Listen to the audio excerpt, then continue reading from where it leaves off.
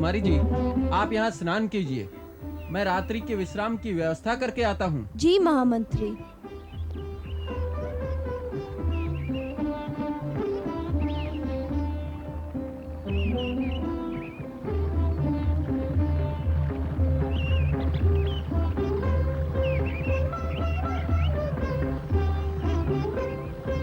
राजकुमारी जी, तनिक संभल कर नहाए।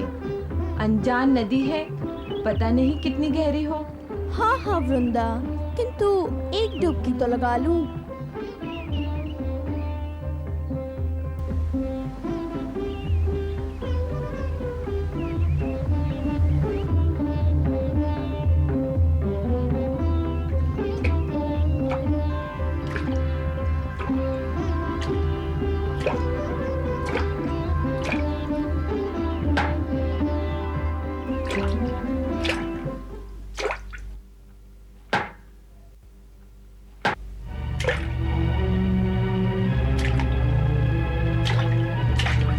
राजकुमारी, राजकुमारी सावित्री, अरे कोई है? बचाओ, बचाओ, बचाओ, कोई बचाओ, कोई बचाओ, राजकुमारी जी को बचाओ, कोई बचाओ, बचाओ, महामंत्री जी दौड़ो, राजकुमारी को बचाओ, बचाओ, बचाओ, राजकुमारी जी को बचाओ, कोई बचाओ।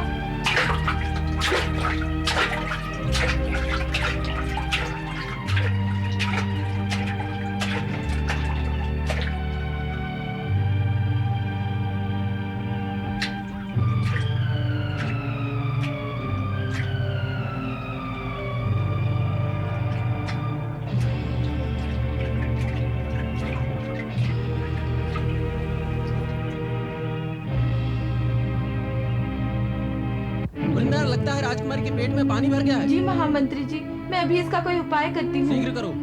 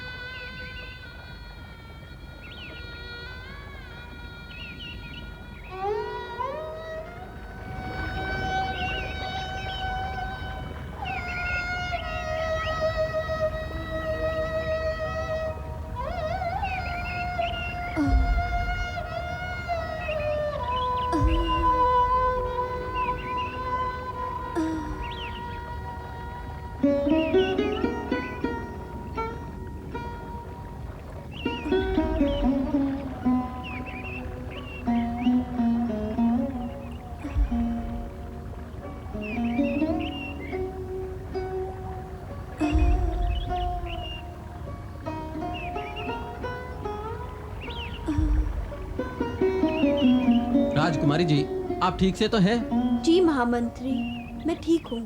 इन्हें इस नदी में इतना आगे नहीं जाना चाहिए था। ये तो बहुत ही गहरी है। यह हमें ज्ञात नहीं था आर्य, इसी कारण हमसे भूल हो गई। आपने हमारी राजकुमारी के प्राणों की रक्षा कर हम पर बहुत बड़ा उपकार किया है। नहीं दे, इसे उपकार ना कहें। डूबते को बचाना तो हमारा धर्म है। आप लोग इस स्थान से कुछ अपरिचित लगते हैं। जी, ये मध्य देश की राजकुमारी सावित्री हैं।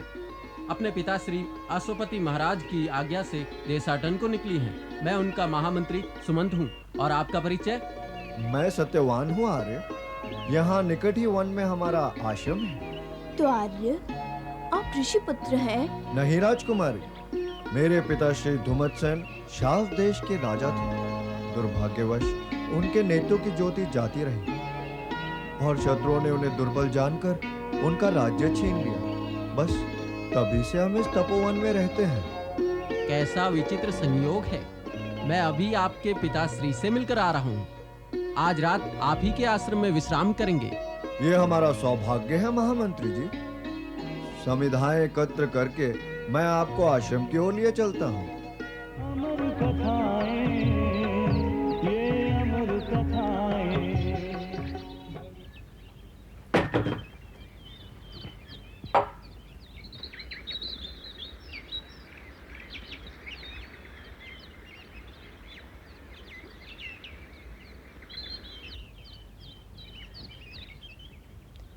प्रणाम महाराज। आयुष्मती भवा पुत्री। प्रणाम मातेश्वरी। सुखी रहो पुत्री। पिताश्री, मध्य देश के महामंत्री राजकुमारी सावित्री के साथ हमारे आश्रम में पधारे हैं।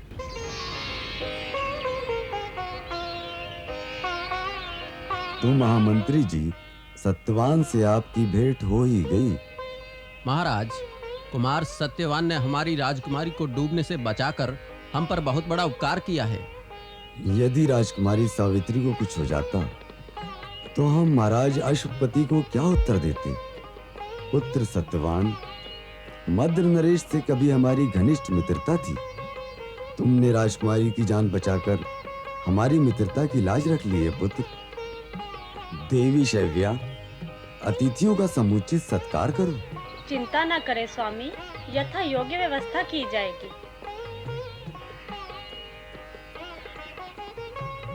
आओ पुत्री, कुटिया में चलें।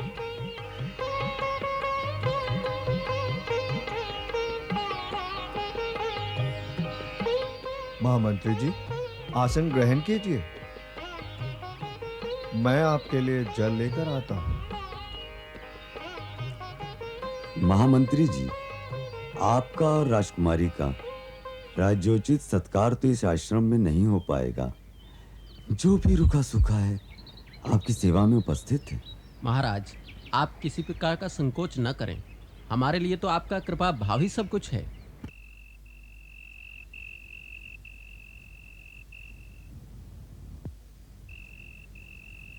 बस रहने दो वत्स। और हाँ देवी शैव्या, अतिथियों की व्यवस्था तो ठीक से हो गई है ना? हाँ स्वामी, अतिथियों का भोजन व्यवस्थित हो गया है और उनके विश्राम की व्यवस्था भी हो गई है। अच्छा पुत्र, अब तुम भी विश्राम करो। जो आज्ञा पिताश्री।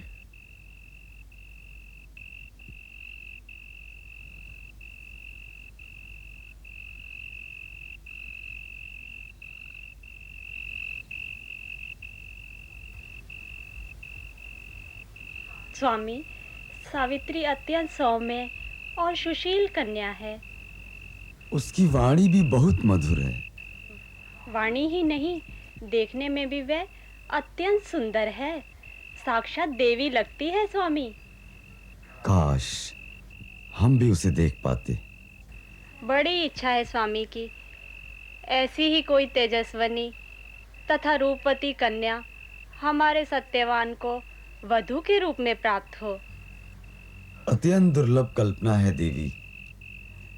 जब हम शाल्व देश के राजा थे तब ऐसी इच्छा आपके मन में उत्पन्न होती तो हम उसकी सराहना करते, किंतु देवी, लुप्त वैभव और हतबल की इस अवस्था में ऐसी कामना करना न केवल असंभव है परंतु दायी भी है।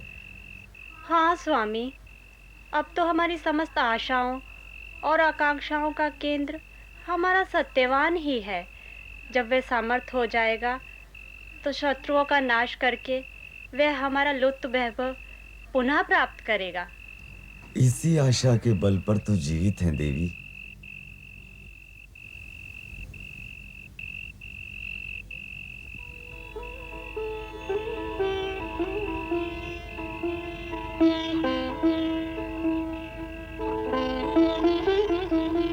राजकुमारी जी, इतनी राति गए आप यहाँ? क्या हमारी सेवा में कोई त्रुटि रह गई थी जो आप अभी तक विश्राम के लिए नहीं गए? नहीं आर्यपुत्र, ऐसा न कहें। हमें यहाँ कोई कष्ट नहीं है। तो फिर? किंतु आप भी तो अभी तक विश्राम के लिए नहीं गए। मेरा तो नित्य का ही नियम है। रात्रि में माता पिता की सेवा के पश्चात ही मैं विश्राम को जाता हूँ। आप अपने माता पिता की कितनी सेवा करते हैं। हाँ राजकुमारी, ये तो मनुष्य जन्म का दुर्लभ लाभ है। बड़े भाग्य से ही माता पिता की सेवा का अवसर प्राप्त होता है। आपके विचार अत्यंत उत्तम हैं। उत्तम विचारों से ही मनुष्य श्रेष्ठ कर्म करता है और जीवन में यश प्राप्त करता है। किंतु राजकुमारी, आप यात्रा के कारण थक गई होंगी। आप कृपा कर विश्राम करें। कल प्रातः ही आपको फिर यात्रा पर जाना है। आर्य, न तो मैं थकी हूँ और न अब मुझे आगे यात्रा पर ही जाना है। हे सुनैने, मैं आपका आशय नहीं समझा। मैं ऐसा अनुभव कर रही हूँ आर्य कि मेरी यात्रा का प्रयोजन इस आश्रम में आकर पूर्ण हो गया। प्रयोजन? कौन सा प्रयोजन देवी? जी, यह आश्रम मुझे अच्छा लगने लगा है। आश्रम ही क्या, इसमें रहने वाले समस्त व्यक्ति और उनमें प्राण फूंकने वाले प्रियदर्शी कुमार, आप मुझे भा गए हैं। आप ये क्या कह रही हैं राजकुमारी जी? तो क्या देव, मैं आपके योग्य नहीं? प्रथम दर्शन में ही मैं आपके प्रति आसक्ति का अनुभव करने लगा हूं। किंतु इसके आगे तो मैं कुछ सोच भी नहीं सकता राजकुमारी। क्यों नहीं सोच सकते आर्य? आप मद्र देश की राजकुमारी जो हैं। आप भी तो शाल देश के राजकुमार हैं। राजकुमार कहकर मेरा उपास ना करो देवी। आज का सत्य तो यही है कि मैं एक वनवासी हूँ।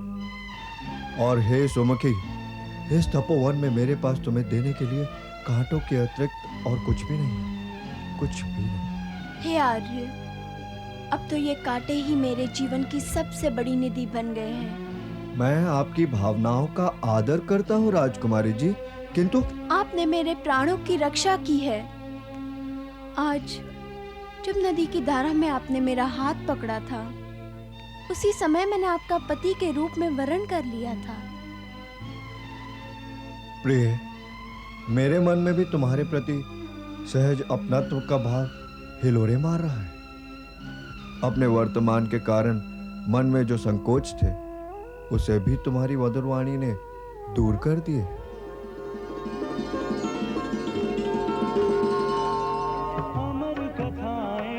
किंतु देवर्षि, यदि विधि का विधान अटल है तो ये मनुष्य के संकल्प विकल्प सब व्यर्थ है। वो जो अपने भविष्य के विषय में इतना सोच विचार करता है, वो भी सब व्यर्थ ही हुआ ना। नारायण नारायण। राजन, संकल्प विकल्प और भविष्य का विचार करना मनुष्य का स्वभाव है। फिर भी मानव जन्म को दुर्लभ कहा गया है, क्योंकि मनुष्य का जीवन कर्म प्रधान है। अर्थात मनुष्य अपने कर्मों से ही अपना भविष्य अच्छा अथवा बुरा बनाता है। फिर विधि का विधान देवर्षि? यही विधि का विधान है राजन। जैसा बोओगे वैसा ही काटोगे। महाराज की जय हो। राजकुमारी सावित्री महामंत्री जी के साथ यात्रा से वापस पधार रही हैं।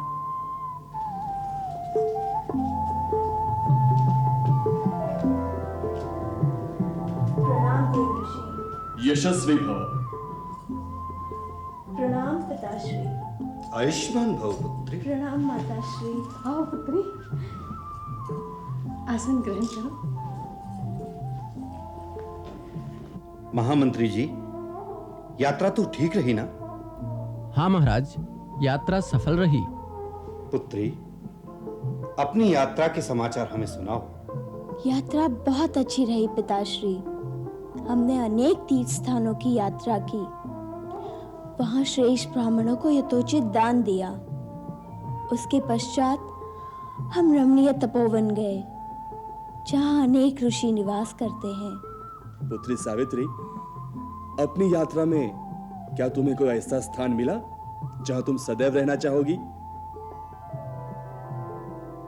हाँ देव ऋषि, हमारी राजकुमारी ने अपना गंतव्य चुन लिया है। महाराज, आपको स्मरण होगा, साल्व देश में अत्यंत धर्मात्मा राजा थे द्युमत्सेन। हाँ, लेकिन उनका राज्य तो किसी शत्रु ने छीन लिया था ना? जी महाराज, वे नेत्रहीन हो गए थे, जिसका लाभ उठाकर उनके पुराने शत्रु पड़ोसी राजा ने उनका राज्य छीन लिया था। राजा द्युमत्सेन अपनी पत्नी और एकमात्र पुत्र के साथ तपोवन चले गए थे। तब से वे वहीं रहते हैं। उनके पुत्र का नाम सत्यवान है। अच्छा, तो सत्यवान को ही हमारी पुत्री ने जीवन साथी चुना है। अरे राजन, सावित्री ने कैसा अनर्थ कर डाला। क्यों देवर्षि, क्या सत्यवान में कोई दोष है? नहीं राजन, वैसे तो उसमें कोई दोष नहीं है। उसके माता पिता सत्यवक्ता है, वो स्वयं भी सदैव सत्य बोलता है, इसीलिए ब्राह्मणों ने उसका नाम सत्यवान रखा है। तो क्या वो तेजस्वी और बुद्धिमान नहीं है? वो सूर्य के समान तेजस्वी है, बृहस्पति के समान बुद्धिमान है, और पराक्रमी तो वह इंद्र के समान है। सत्यवान धरती के समान क्षमाशील है। तो क्या महर्षि सत्यवान दानी नहीं है? वो ब्राह्मणों का अनादर करने वाला है? नहीं राजन, दानवीर तो वो राजा रंतिदेव के समान है, और राजा शिवी के समान वो ब्राह्मणों का आदर करने वाला है। तो क्या वो अनुदार या क्रूप है? वो तो राजा ययाति की भांति उदार है, चंद्रमा के समान प्रियदर्शी और अश्विनी कुमारों के समान सुंदर है। तो फिर क्या सत्यवान निर्बल, कायर, धैर्यहीन, ईर्ष्यालु या निर्लज्ज है? नहीं नहीं राजन, युमसेन का यह पुत्र तो अति बलशाली, शांत, मधुर स्वभाव वाला, शूरवीर, जितेंद्रिय, विश्वसनीय, लज्जाशील और धैर्यवान है। उसके गुणों का जितना भी वर्णन किया जाए कम है। हे भगवान, आपकी बातें मेरी समझ में नहीं आ रही। एक और आप सत्यवान का सर्वगुण संपन्न बता रहे हो, दूसरी ओर आपका कहना है कि सावित्री ने उसका वर्णन करके अनर्थ कर डाला। देवर्षि, कृपया हमें यह बताएं कि सत्यवान में दोष क्या है? नारायण नारायण। राजन, सत्यवान में केवल एक ही दोष है। आज से 1 वर्ष पश्चात उसकी मृत्यु हो जाएगी।